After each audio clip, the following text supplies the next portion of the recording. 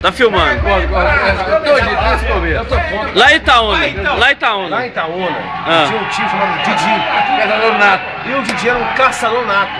De preá. O seu rabo. Preá e gás. E o que aconteceu? Ele foi uma vez no Matagal caçar. E ele bebia muita pinga. Pinga. Isso lá em Itaúna, né? Itaúna. E a espingarda, ele ficou assim. Como? Faz aí, senta aí.